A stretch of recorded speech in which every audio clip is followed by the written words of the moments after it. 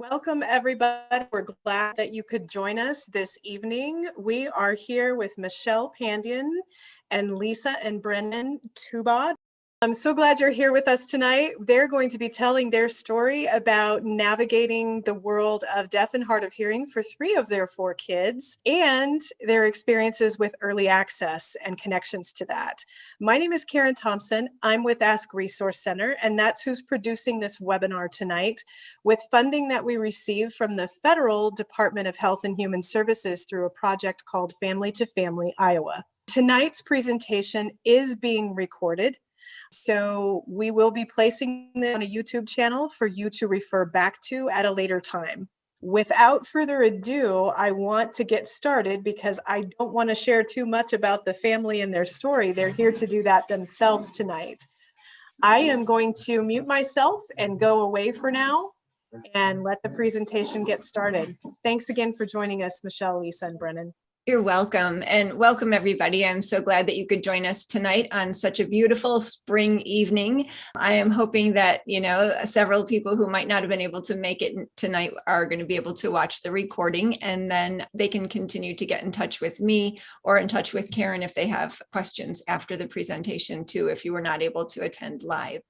So the title of our presentation tonight is called Early Access for Deaf and Hard of Hearing Babies and Toddlers, or My Child Did Not Pass Their Hearing Screening. What do I do now? And when I read that question, I think of the little emojis when we're texting on our phone, and I think of the one that's like, oh, or I think of the one that's like, those kind of things, because those are that is the impact of that statement from the audiologist when the family hears it for the first time. Oh my goodness, what do I do now? I'm hoping that we can dispel some myths and give you all some confidence about the purpose of early access services and just kind of give you an overall picture of what happens in early access and how family friendly it can be for your family.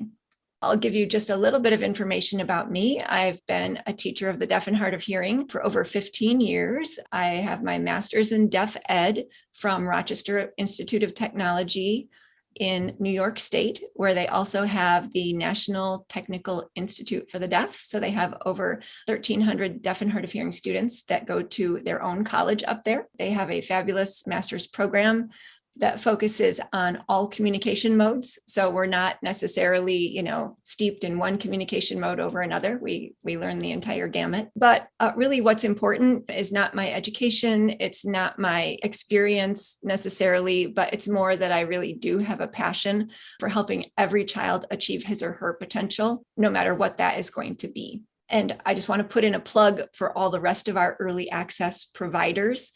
That might be a speech therapist. It might be other teachers of the deaf and hard of hearing.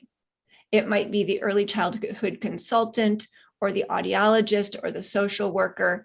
Every one of the early access providers across the state through the AEAs want to partner with you to help your child achieve their potential.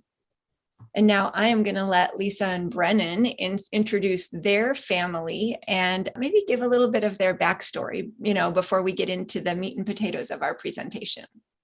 Hi, everyone. I'm Lisa. And I'm Brennan. We have 4 children, Bowen, who is 7, Isla, who is 4, Anna, who is 3, and Emma, who is 2. We started this journey with hearing loss 7 years ago with Bowen.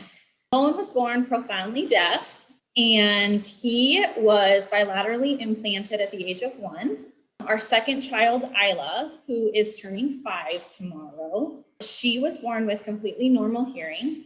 Anna, our 3-year-old, was born with a moderate hearing loss, which was a little bit different for us. And so she started off with hearing aids and then eventually lost her hearing over a year span. And then she was implanted at the age of 2.5.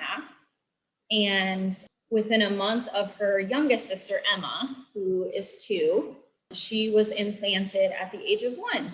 So we are in 2 different stages of our hearing loss journey. We have Bowen, who has been hearing for 6 years now.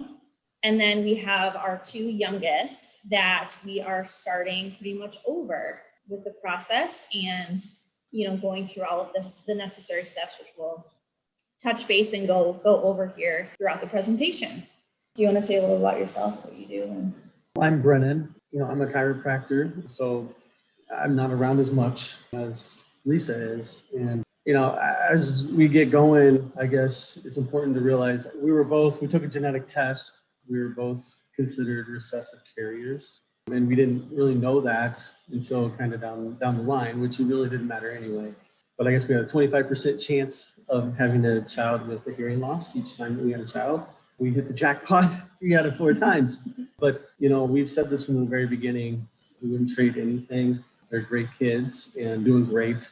And with early access, really, it's been a blessing to me and my wife and my kids. Getting them started early in the process has really got them off to a good start. And I think that's the most important thing as a parent of a child that's deaf or hard of hearing.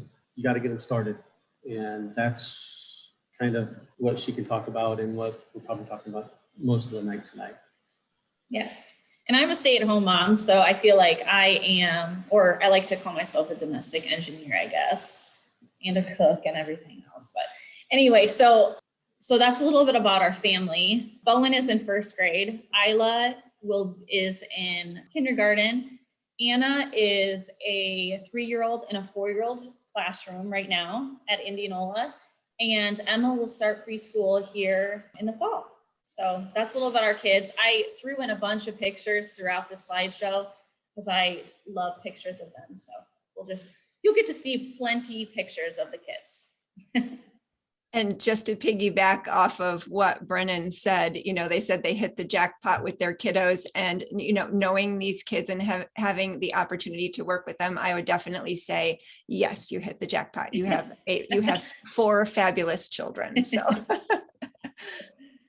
here's kind of the outline of what we're going to have an overview of tonight related to early access services and the impact it can have on the family, on the child, and on, things that they want to be working on.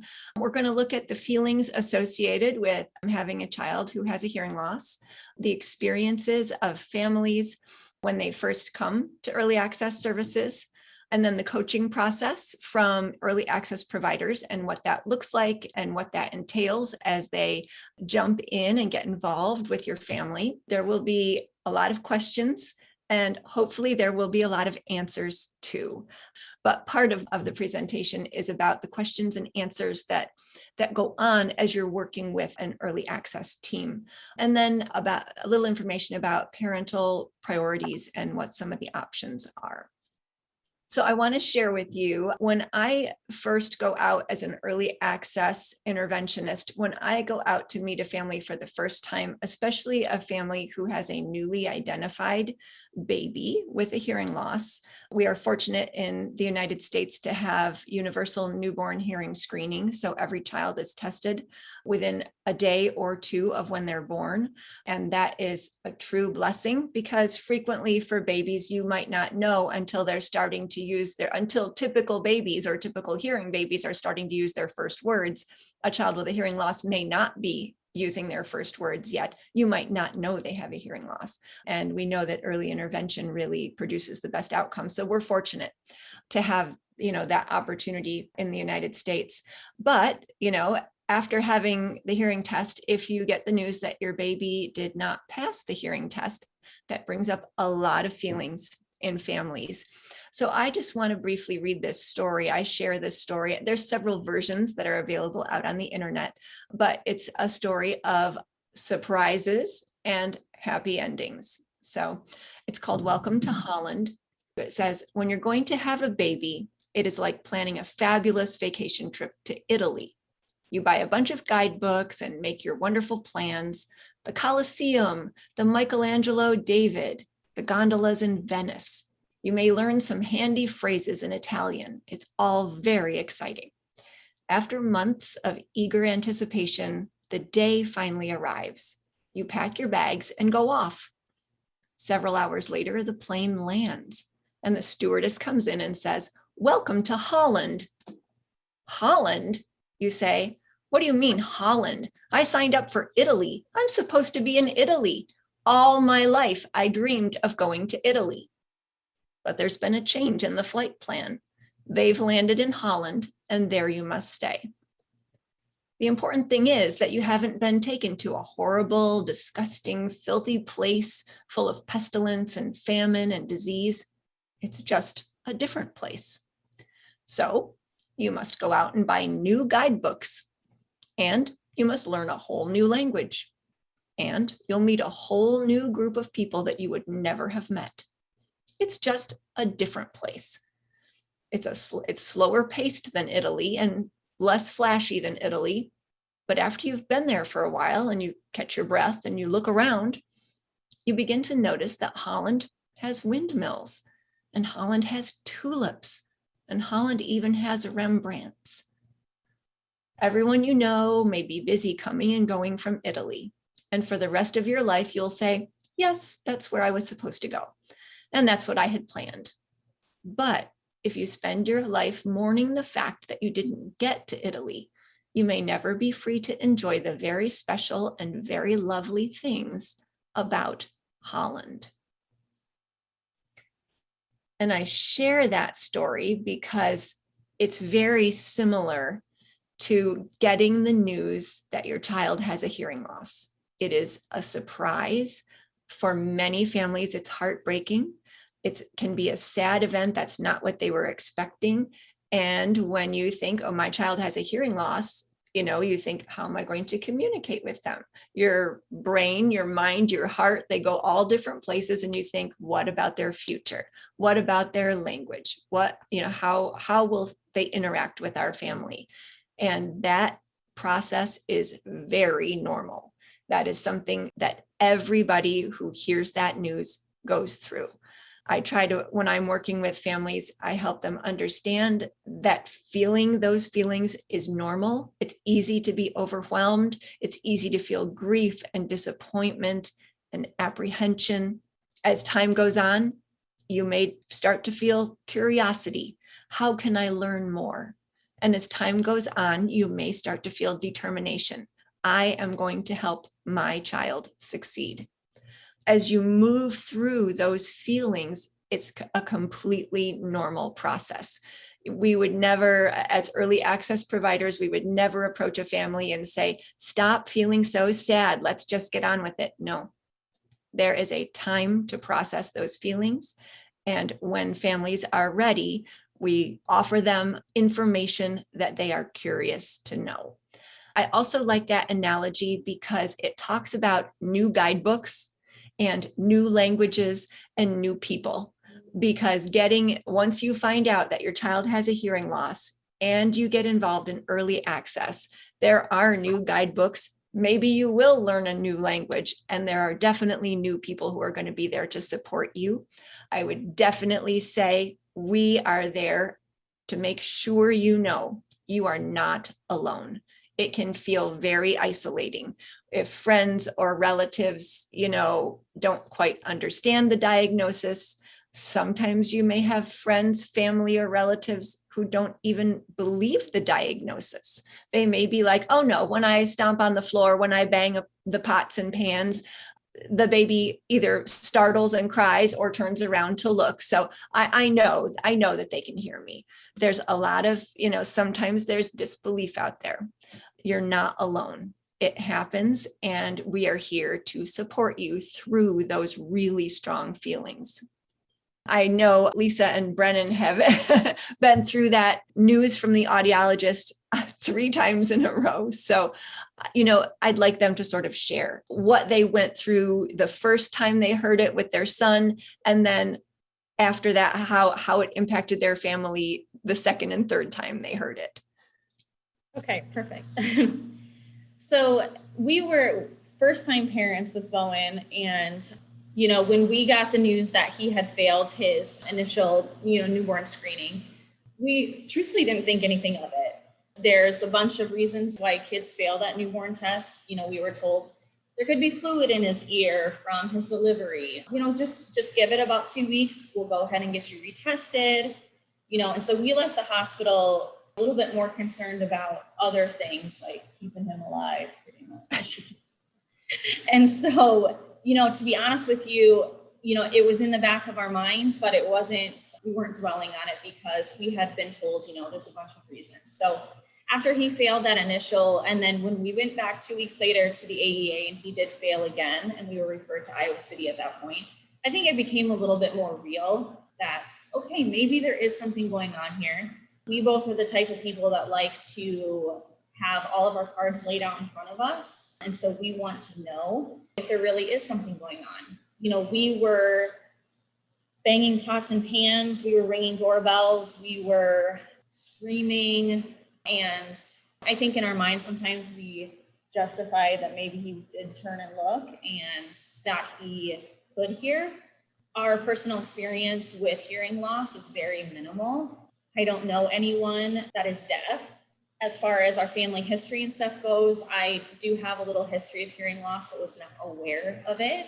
And so for us, hearing loss was something that was extremely new, and we had no idea what was going on. As far as feelings and stuff go, I think, being new parents and getting any diagnosis that maybe something's a little bit different than you had planned, I was confused, frustrated. I was sad for a while. It took a little bit of time to not feel mom guilt when it comes to that. They always tell you, be thankful for everything that that's going on and that. But in all reality, it's like you do have to kind of let go of what in your mind you thought was going to be the reality for your child. Now, that almost sounds grim a little bit, but it almost like once you get over that initial hump and stage of feeling sad and moving forward, which is a process, you come to the realization that your reality now is so much better than you had actually imagined, because your child is unique and special in a way that is really going to make a difference. And we truly, truly believe that about our kids, all 4 of our kids. But I actually, right after I had found the diagnosis, or we had gotten the diagnosis, he had went for an ABR and we found out he was profoundly deaf. He was not on any Iowa City chart actually for hearing. So he was the deafest child they had ever come in contact with. So he actually had absolutely no hearing. And so I remember leaving the hospital and crying. And I had never heard of cochlear implants before. I'd never heard of a child with cochlear implants. I've never seen anyone with one. I remember going to Google and just crying and just being like, how can I do this? Well, me and Lisa, we get through things different. And I think that's something that sometimes gets overlooked. She grieves differently than I do. I prepare for things in advance, and when we find out, I just move on and we figure out the next step. She takes a little bit of time. And so it can be hard on marriages and relationships within the family. And so I think that's something that people need to understand too. It's let your partner, if they're not grieving the way you are, let them have some leash and understand that, hey, they're going through their own thing, and be there to just support each other. And Lisa's really good at supporting me. I'm maybe not as good at supporting her all the time because I just don't understand a lot of the grieving processes. But I think you just have to, as a family unit, just come together and understand, hey, we're going to get through it. It's kind of like the story. It's not what we expected, but you will get through it. And at the other end, there's a whole bunch of good that can come out of it. And we're still going through it. I mean, there's days when they want to take their ears off, cochlear implants just pull off and you don't want to put them back on. And there's days when, she's had a rough day with the kids and I get home and I've had a rough day. And so there's a lot of rough days, but there are really bright spots. So right after I had found, I am the type of person that likes to listen to lyrics and, poems and things like that. And I found this, and it was something that any hard day, I always read. So it says, all the feelings of worry and grief that you have right now are going to fade, and it's going to be okay. It's going to be challenging, and you will find yourself thinking that you aren't made for this, but you have got this. Right now, you're feeling sad. You're grieving the parenthood you imagined you would have, And those feelings are filling up with an overwhelming amount of guilt, because you know you should be grateful for having your baby, and there's so many others who have it harder. But you'll move through the grief and accept your child for exactly who they're designed to be. These mixed emotions don't mean that you have less love for your baby, rather it just means that you're human. I wish you could give yourself grace as you process the unexpected nature of the new diagnosis, while also rolling your sleeves up and getting to work. Even though you're afraid of what the future holds for your child and worried whether or not they'll be capable of achieving their goals and dreams, you also might worry whether or not they'll make friends, whether or not you have no idea what it'll be like to actually grow up with a hearing loss, and you don't know really what to expect. And you'll soon learn that the sky is the limit. I would like you to know that hearing loss is not going to stop your child's ability to be an excellent student, be a compassionate friend, a kind human, a soccer player, a baseball player, dancer. They're going to play sports, they're going to learn instruments, they're going to be great at whatever they want to do. And there's going to be seasons where it's extremely hard, really, really hard. And those are going to become fewer and in between with the more experience that you have. You will fear that no one is actually going to understand the gravity of what you're actually going through. But you need to surround yourself with experts that guide you through the process. You need to create a team of advocates to ensure that your child is not limited, and that you're going to learn who your true friends really are. And you're also going to make some amazing ones on the way. This circle is going to help you feel less alone.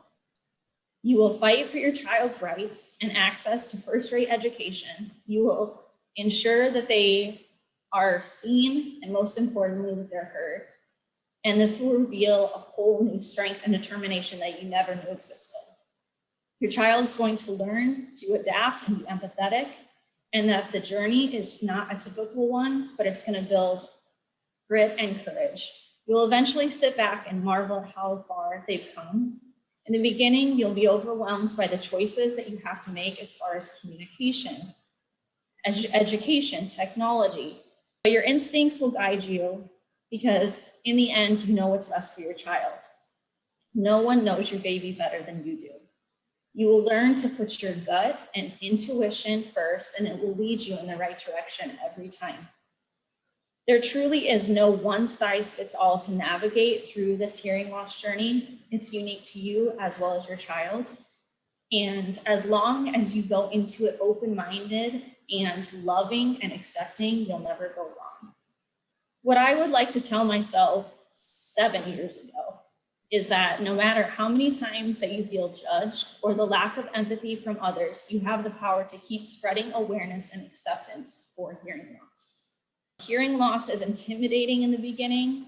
Once you get moving forward and educate yourself, you're going to see that it's just a small part of your baby.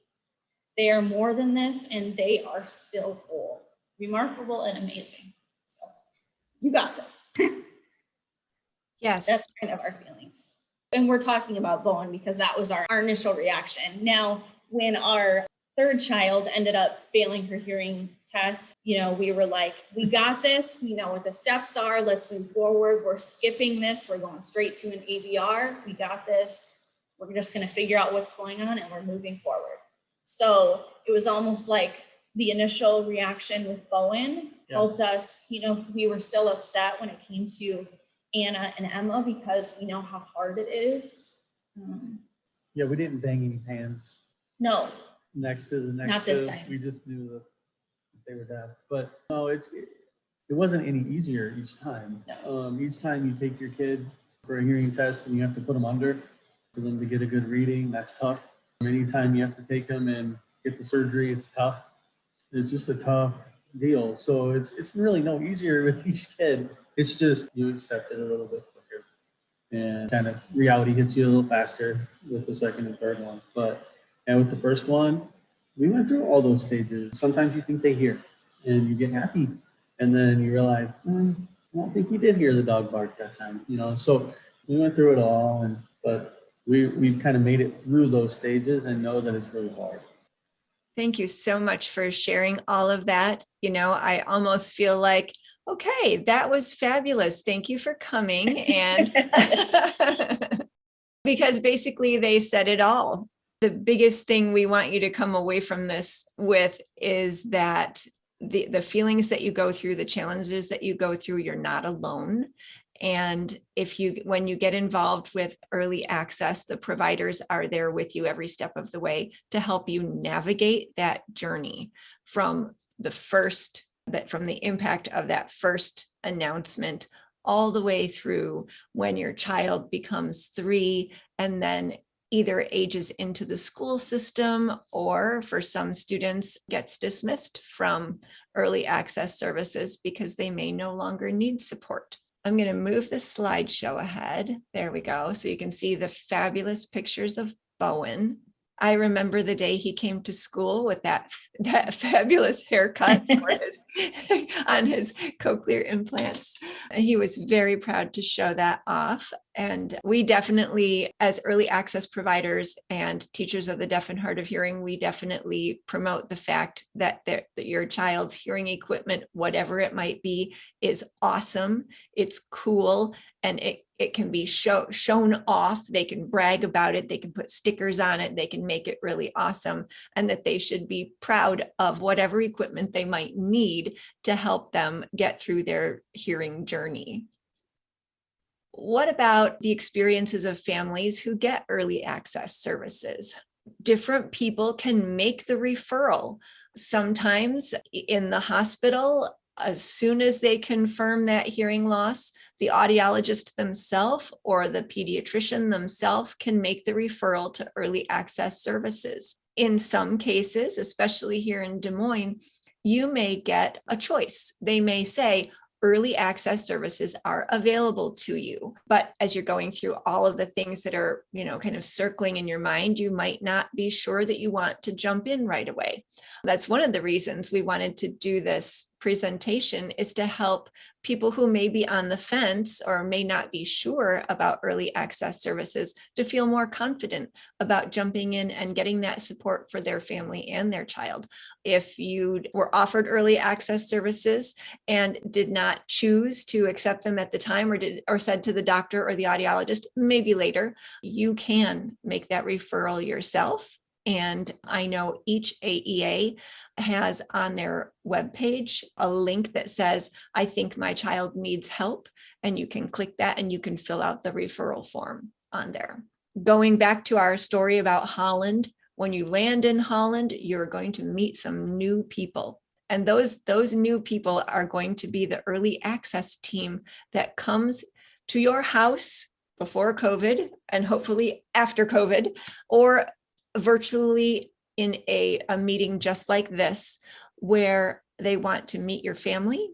They want to talk about your child. They want to know your hopes and dreams for your child.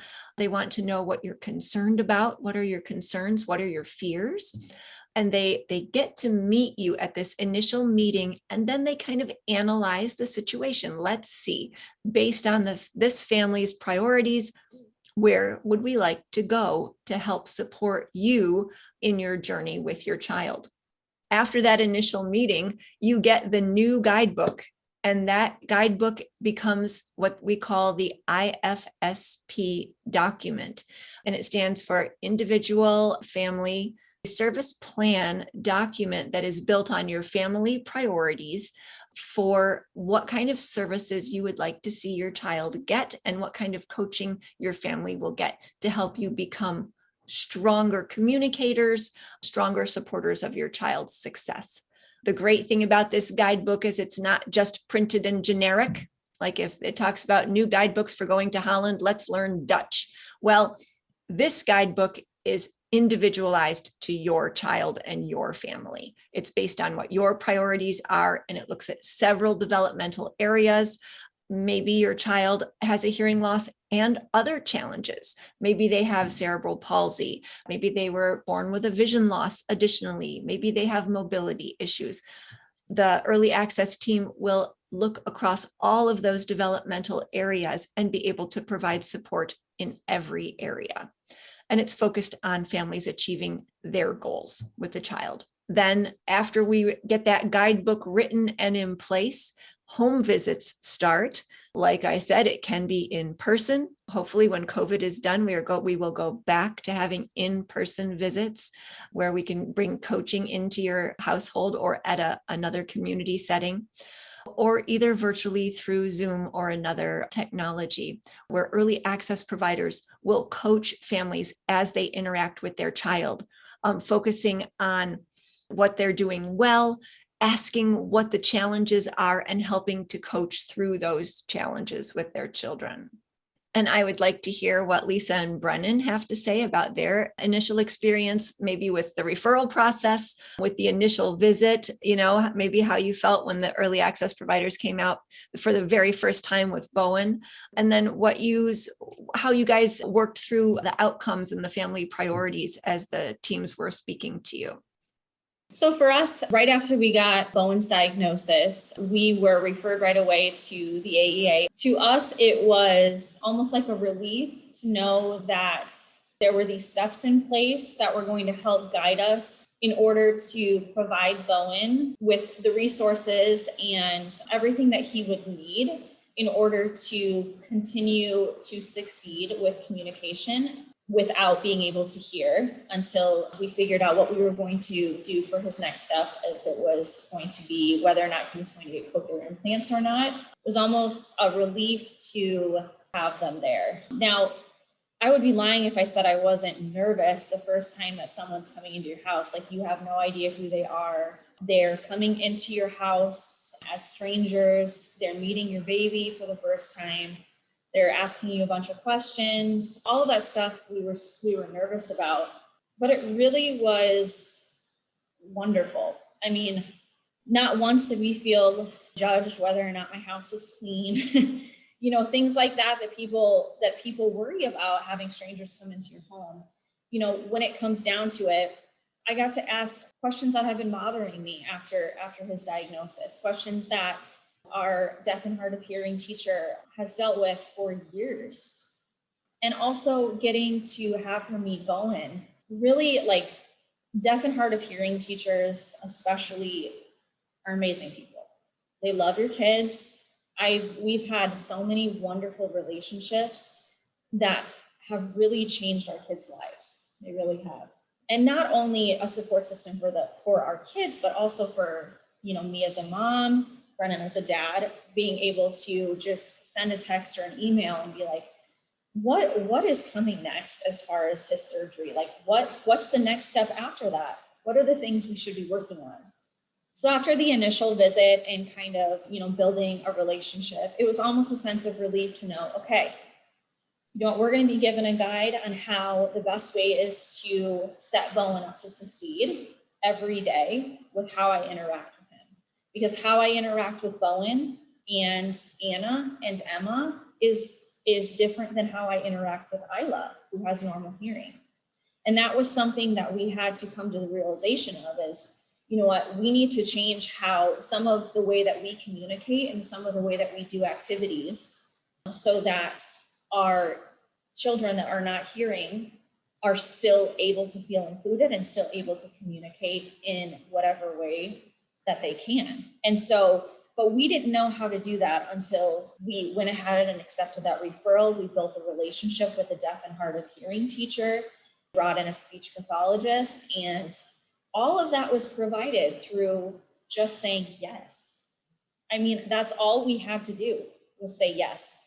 Everything was laid out. A team was created.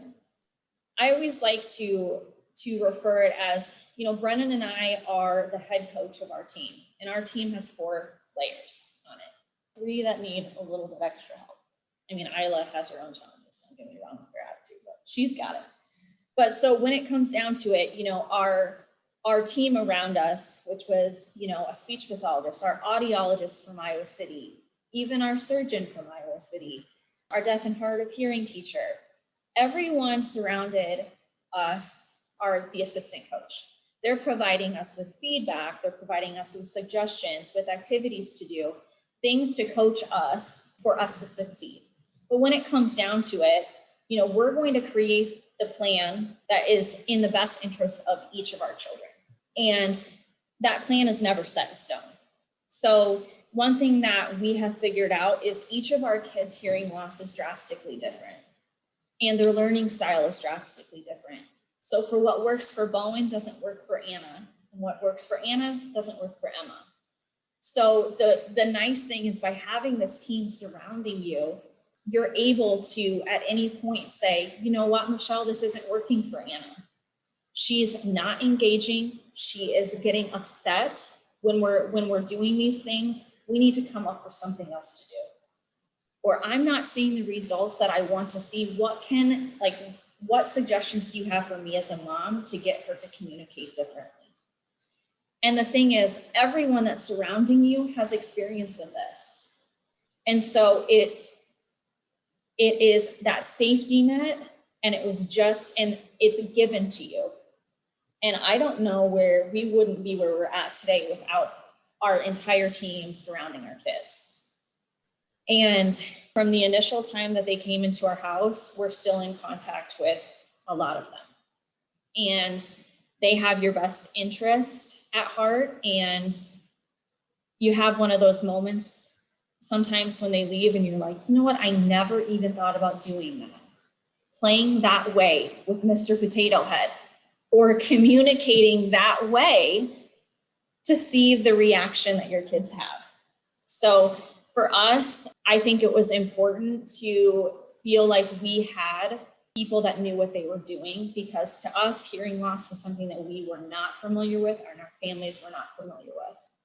And we vowed from the time that we found out Bowen's diagnosis that we were going to surround our kids with the best people, that have the most experience, and that just love our kids and want what's best for them. And really that has been the AEA. Yeah, I think once we got referred, I worried about, what's the top, what can they get to? What can they do? And I worried about that. And, are they going to what's the job they can get somewhere? What's the best they're going to be able to talk? What's best they're going to be able to, once I got to the AEA, I realized that really we just have to push them, and the AEA will get us there. And it took a lot of pressure off me as a parent, because I just knew they'll get us there. We just have to ask the right questions and be engaged and get our kids to the visits, and they'll get us there. And that made us feel better. And the home visits too are almost like a coaching session for us. So we're sitting there, you're sitting there with your child, and they bring a bunch of toys and they bring a bunch of learning activities and a plan to almost like show us how to, best play with our kids. And as simple as that sounds, anyone that has a child with a hearing loss knows that tweaking certain things when you play with them and focusing on certain areas drastically change their communication. Yeah, and to be honest, I'm not a teacher, so I don't know the best way of doing things, but at first it always felt like this is a waste of time, but it's not. No. And they learn how to play different and communicate different and look at your mouth when you're talking. We get questions asked us, why do you even talk to them? Well, you have to communicate with your kid, and they're watching you and they're learning how to talk. So that's how far behind we were going into it. We didn't even know if we should talk to him. We didn't know if Bowen should lay in a bed in the dark room, because when you can't hear, we worried about little things like that. Yeah, he wouldn't. Yeah, and AEA was able to help us say, hey, it's okay to put him in his crib in the dark. Like it's okay, he's fine. He doesn't know any different. Yeah, he didn't know any different. So just little things like that. AEA was just so great. Yes, yeah, they really were.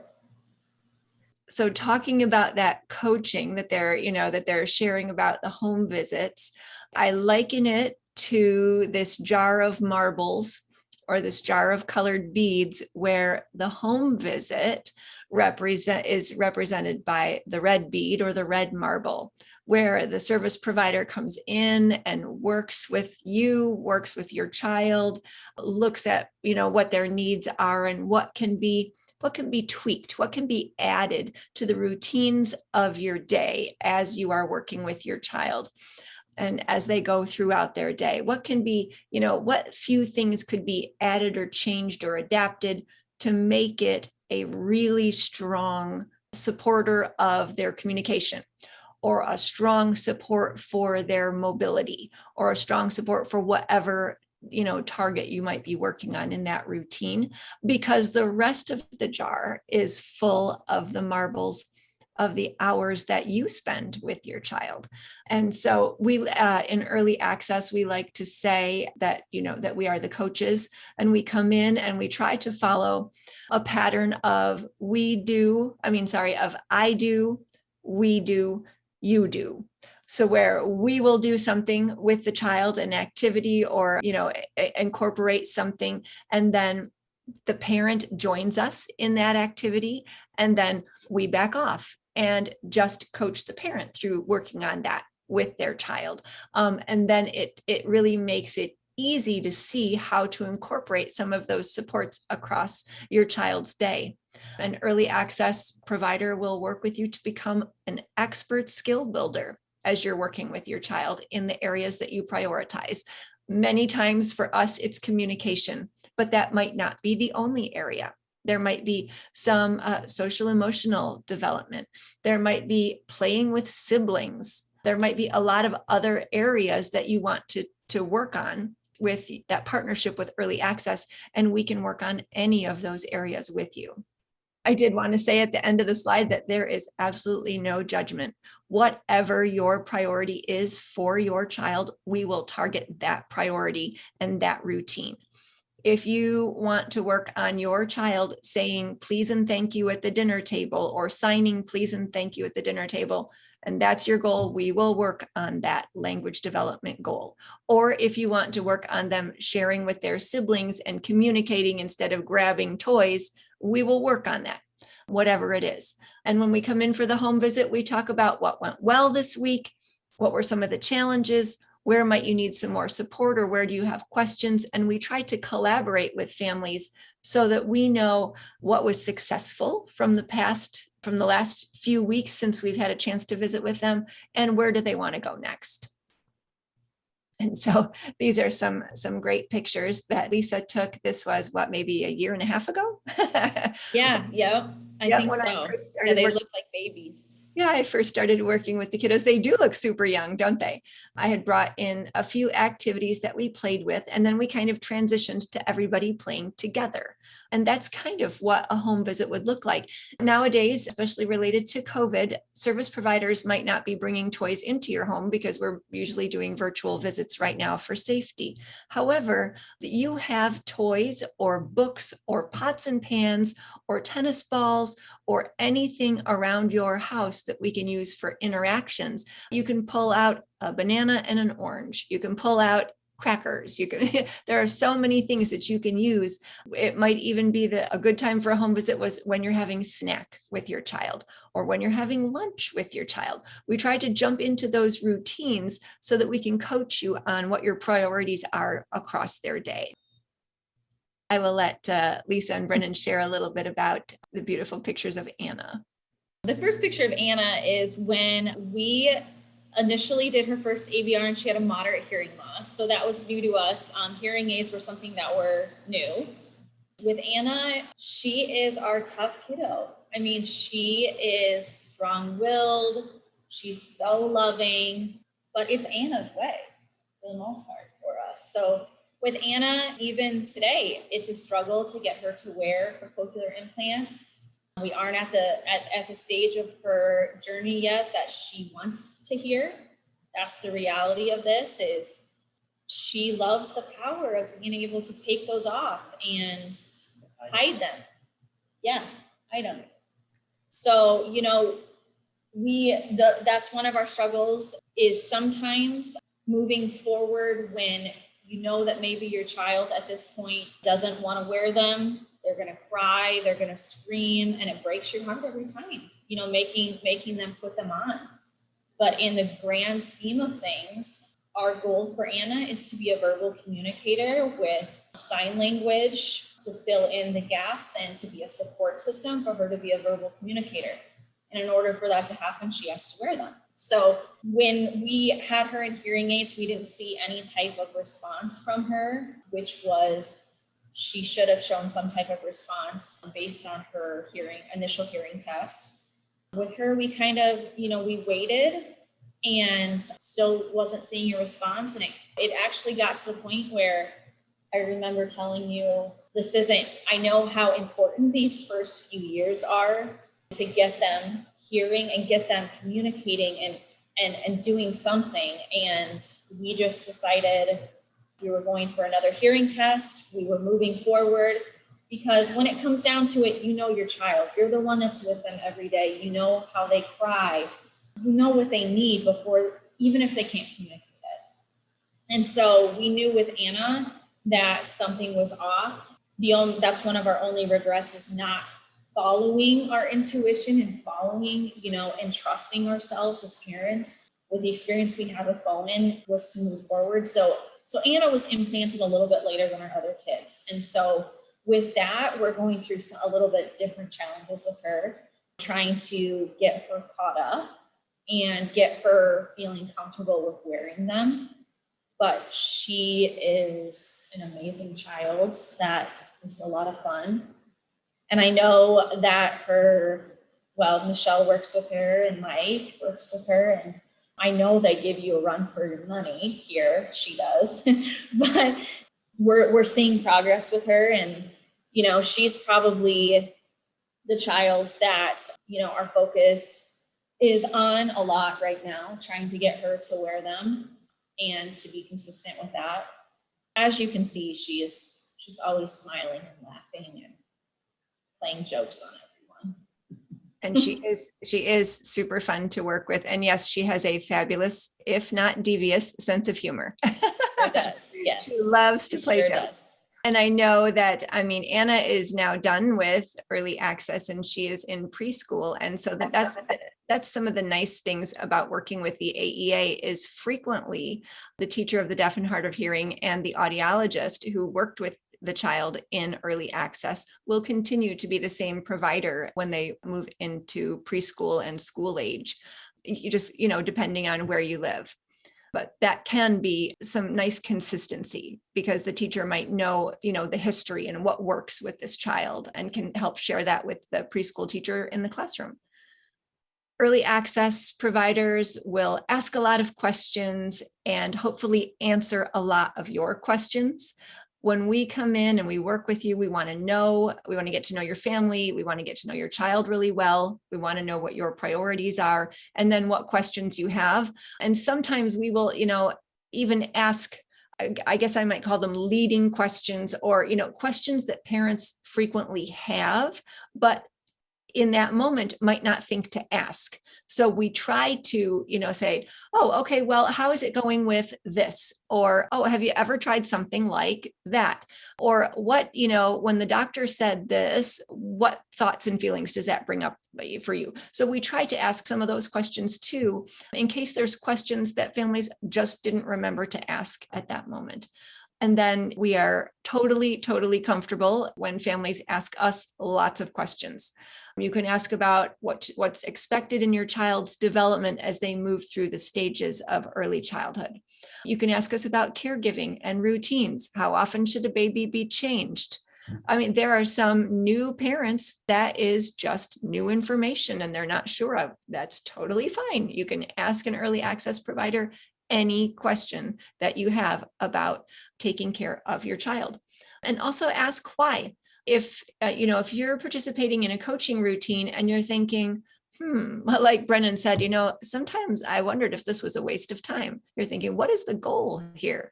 You can ask. It is totally fine to say, why were you asking me to incorporate that into this activity? And the early access provider can give you some of the rationale behind it as to how it supports your family's priorities in those routines. And again, there are no dumb questions. Any question is acceptable. Some questions that are frequently asked, these are some of our FAQs, is how do you keep hearing aids on an 18-month-old who wants to pull them out, or cochlear implants on a 4-year-old?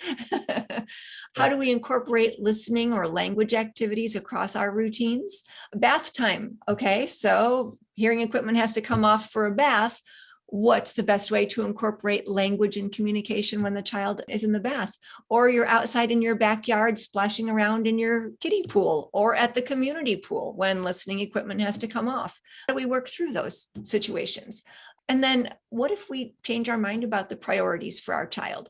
Maybe, initially we thought we really wanted to target listening and spoken language, or we really weren't sure about whether the child should have hearing aids. And now we think maybe that's a possibility.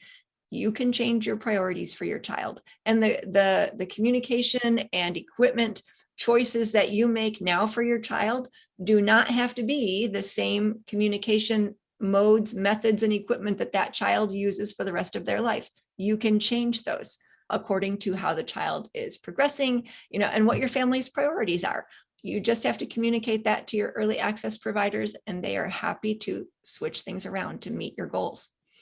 What about, can somebody explain this part of my child's IFSP paperwork? Sometimes that legal paperwork can be overwhelming, especially if your child might have outcomes in several areas. You can be like, wow, there's like 30 pages here. I'm not sure I really want to read all of that. That's fine. You can ask your providers to explain any part of their IFSP paperwork or any part of the process. What's it going to look like? The transition to preschool? I'm not so sure. Do I want my child to go every day if your local school district offers every day? Or really, is your family more comfortable with 1 day a week? And what is that transition going to look like? Lisa and Brennan, do you have any examples of questions that you had as parents that you wanted to ask your providers? I mean, all of the ones that you had were ones that, that we have asked. Our biggest, how do you keep cochlear implants on?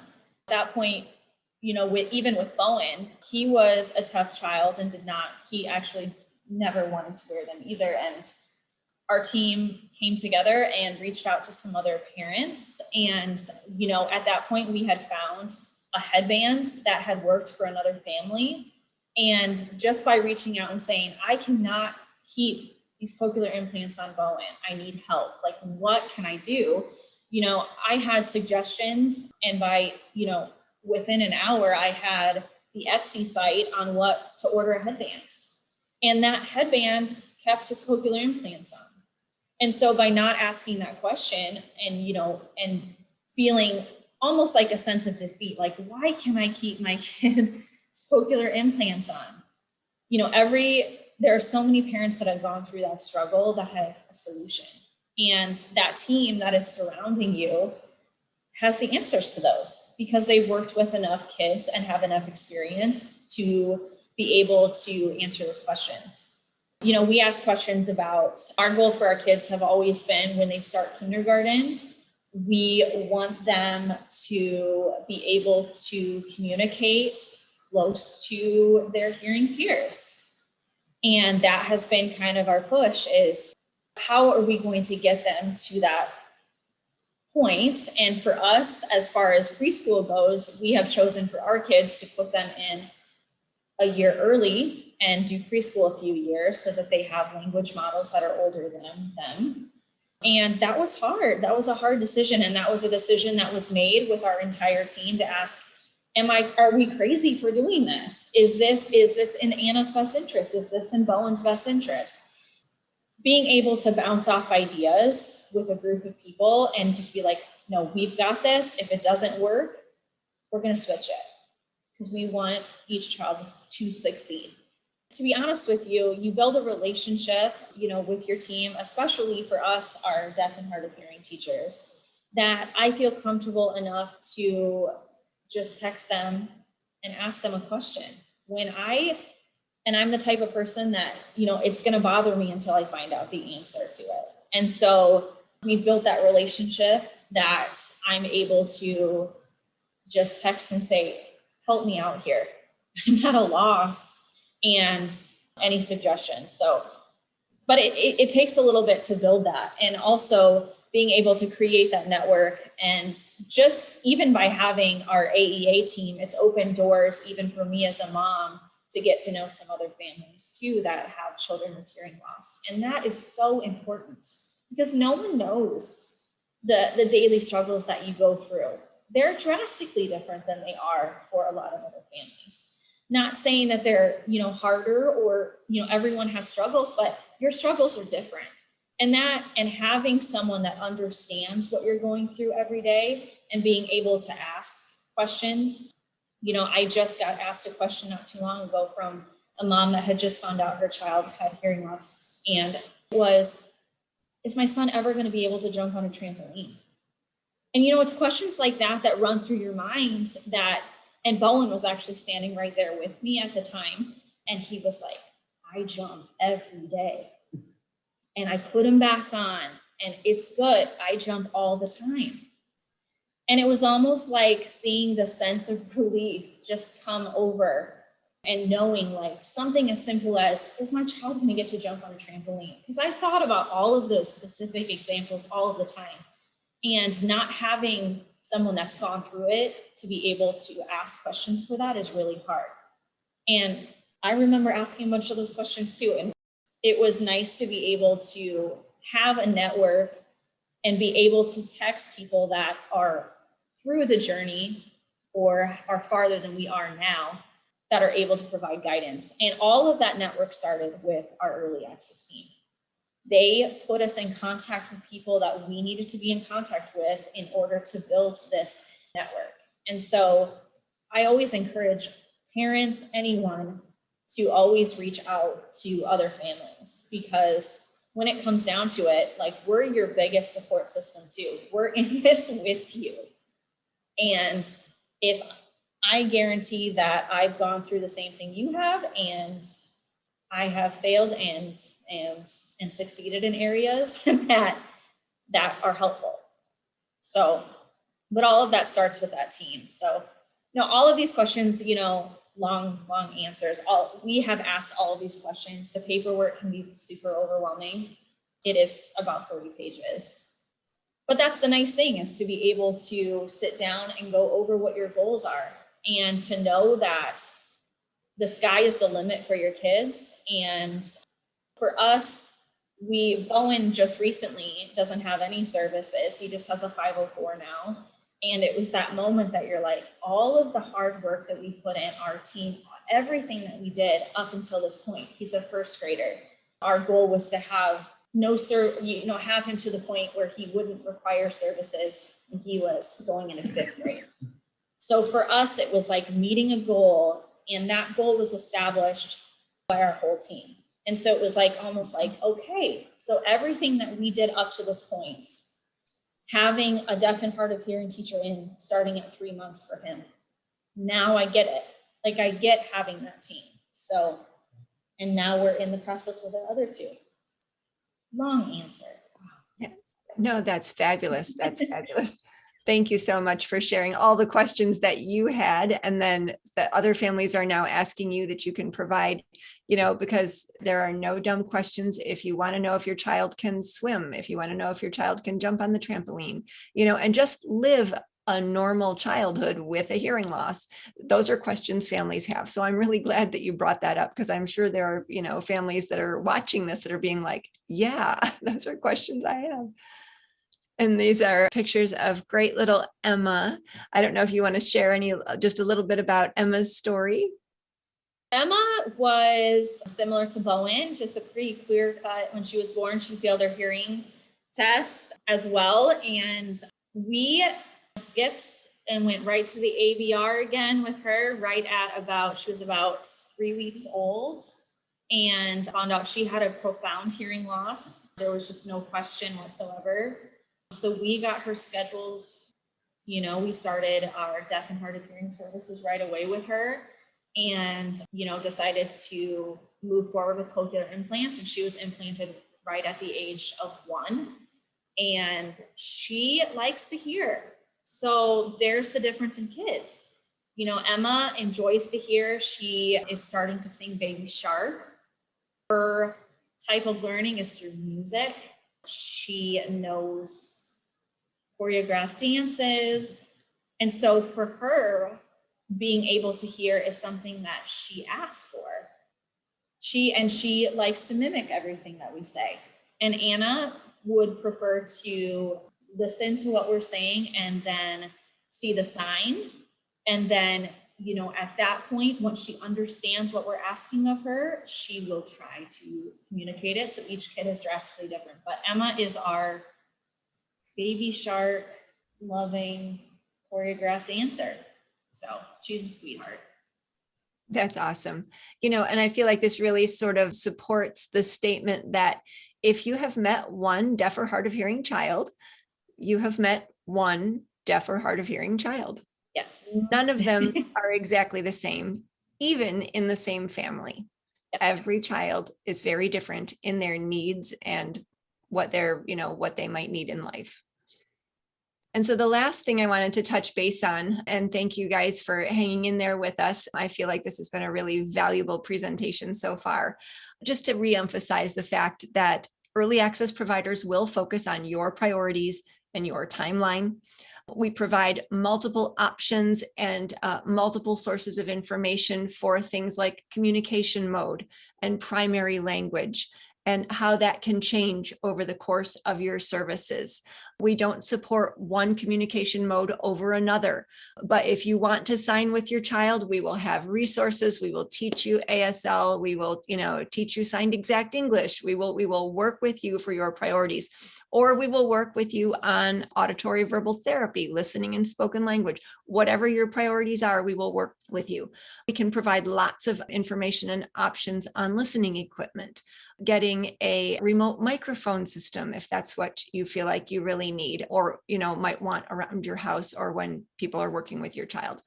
Even health and safety considerations for service provision, in the time of COVID where we do things remotely, but things like maybe you might need a smoke alarm that has a bed shaker or something like that in your house. We are able to provide information on all of those kind of things, not just interactions with your child, but how to set up your home so that it is friendly and safe for a child who has a hearing loss. We provide services all the way through the transition for the child when they turn 36 months, if they need it, and if that is your family priority. If your priorities change, or if your child is making such great progress in what you have targeted that you feel like they do not any longer need services, that is fine too. We don't require services go through age 36 months. Services can be discontinued or changed at any time.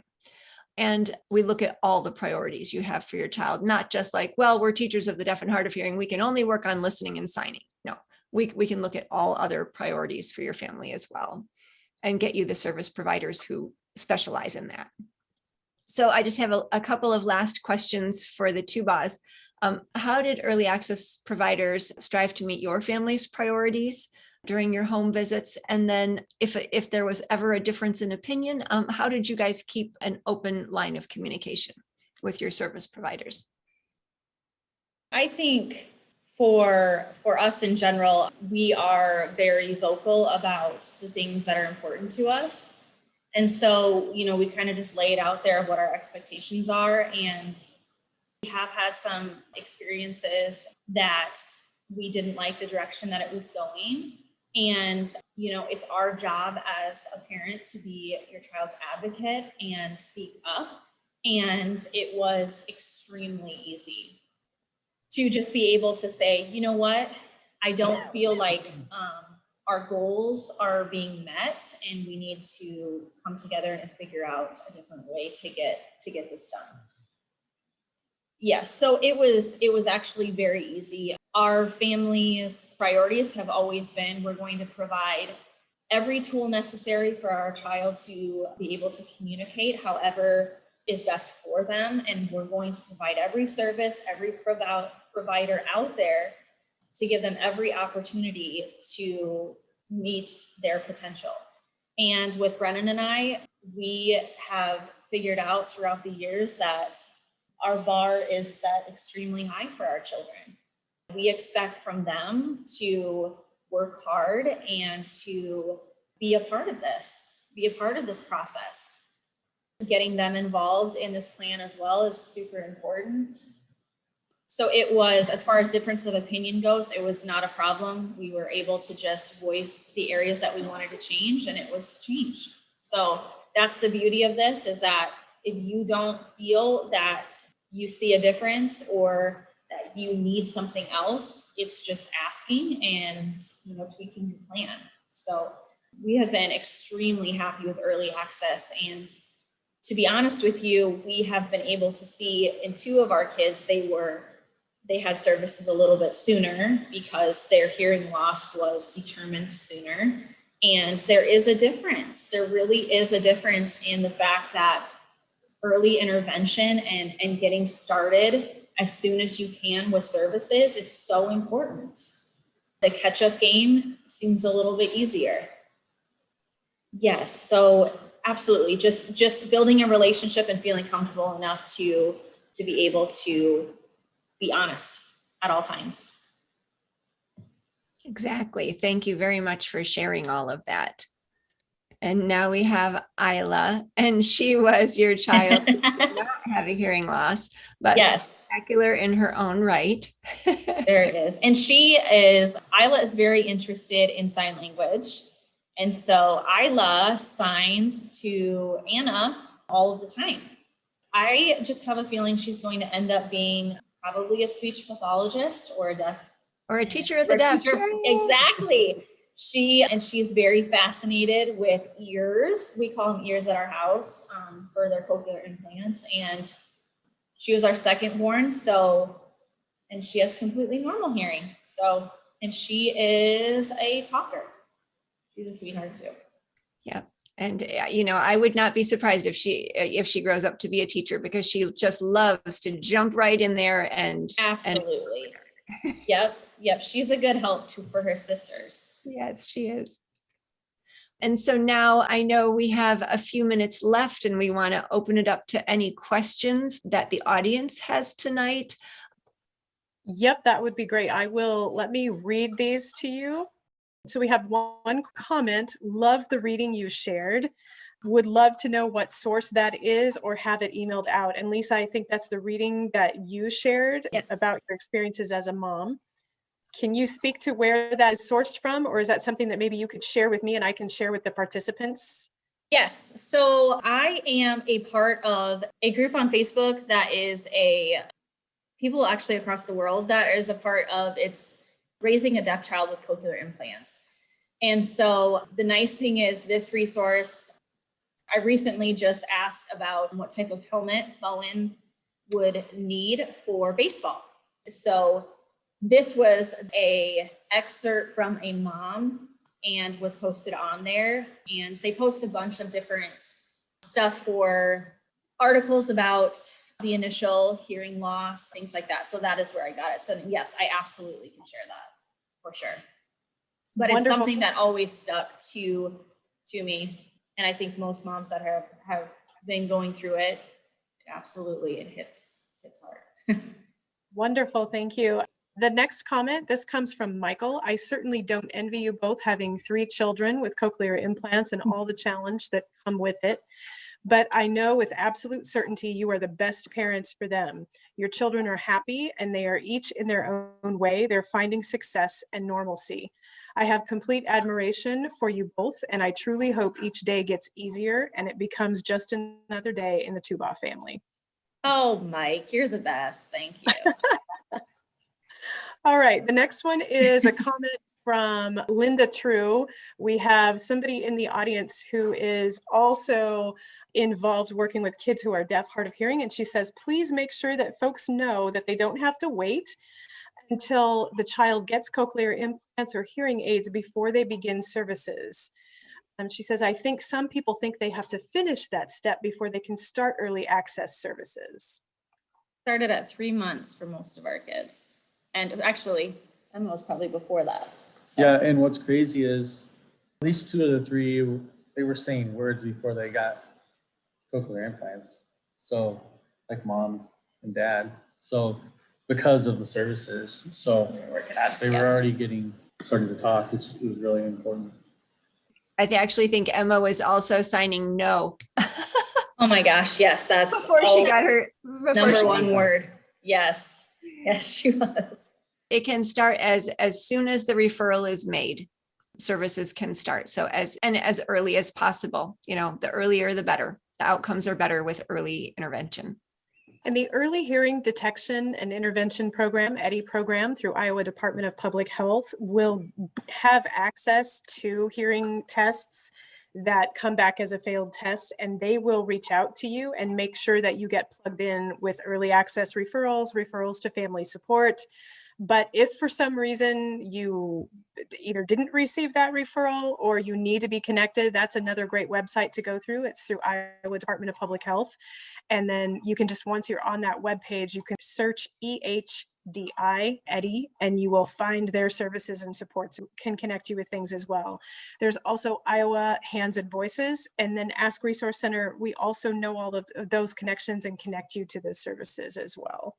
And it's a great time to mention too that Linda, who is the person who provided that comment for us, has done a separate webinar for us that is recorded that's around AEA audiologist supports from birth to 3 years.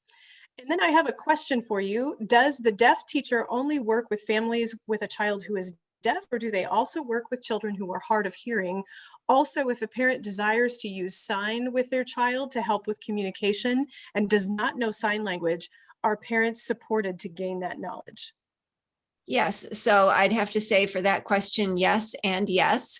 And so the nice thing about the state of Iowa, any child who has a potentially educationally significant hearing loss in at least 1 ear automatically qualifies for early access services.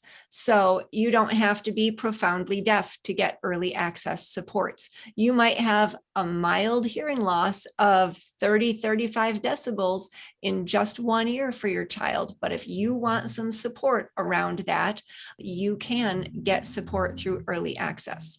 So that's the great thing. I have many families that I've worked with over the years whose child just has a unilateral hearing loss. And there are, many people think, oh, they call it a mild hearing loss, it must be nothing.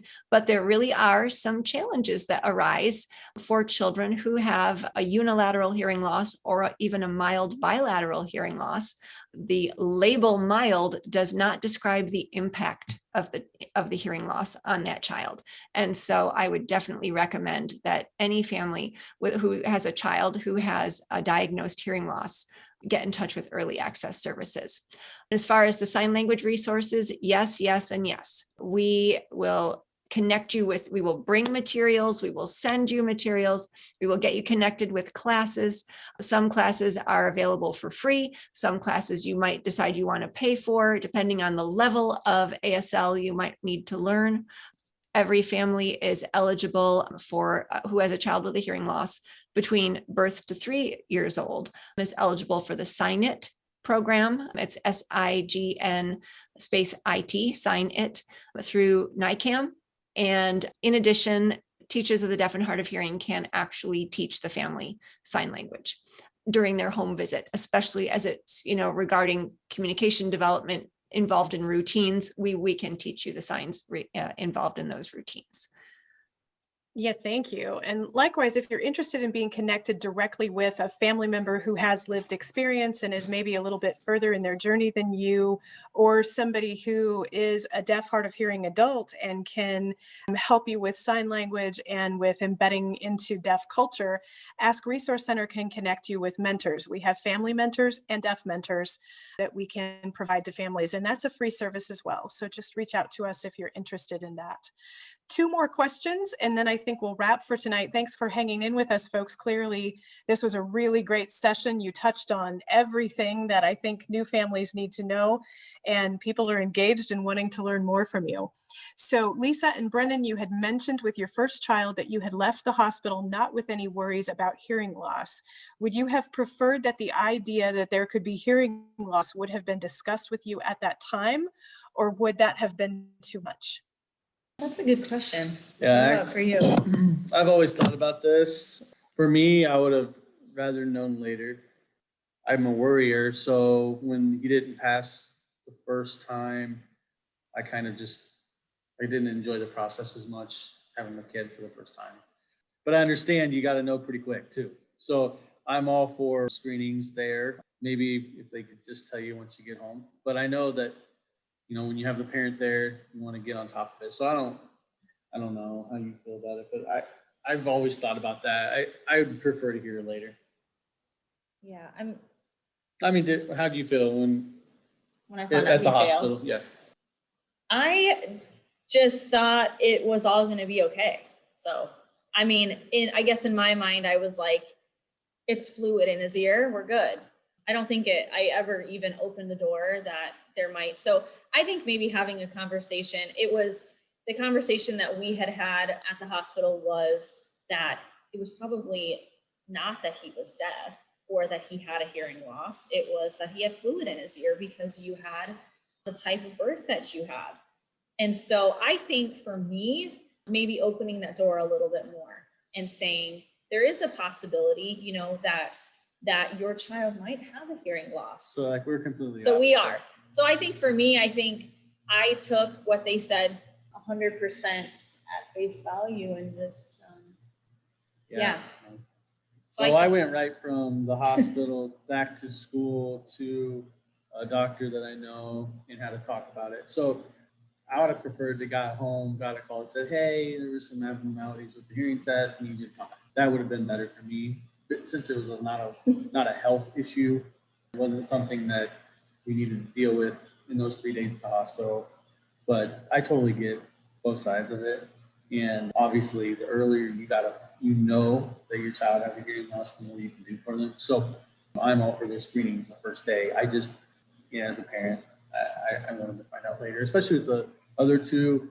We kind of realized that they couldn't hear before the test with the other two because we've never been around. When Bowen, we didn't know what to look for.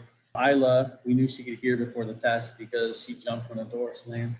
And then the other two didn't do that. So we already knew they were going to fail. But it made our time in the hospital just a little more somber. I was never sad, but it did. It kind of, I'd rather find out later. Thank you. I think that's a great illustration of how different partnering parents can have different reactions to things. And clearly you two have figured out how to work well together and respect each other's differences in the different ways that you respond. One last question, Lisa and Brennan, how have you connected to other parents? Are there other Facebook groups or local groups that you're a part of? Yes. She does all this. She's really good. Yes. So I post all the time about my kids, about their achievements. I post about, I post pictures, and I am a part of, it's called My Deaf Child, Raising a Child with Cochlear Implants. And that is a group that anyone can join. You have to answer a few questions, but there are a bunch of support systems out there, especially on social media. Now with me, I have chosen to, have my kids kind of out there, and I've had a lot of people reach out that are acquaintances or that I went to school with, or that has a friend that went to school with me, and just send a message and ask questions. So I think for me, I was lucky to connect to some families that were farther along in the process that were a huge help to me.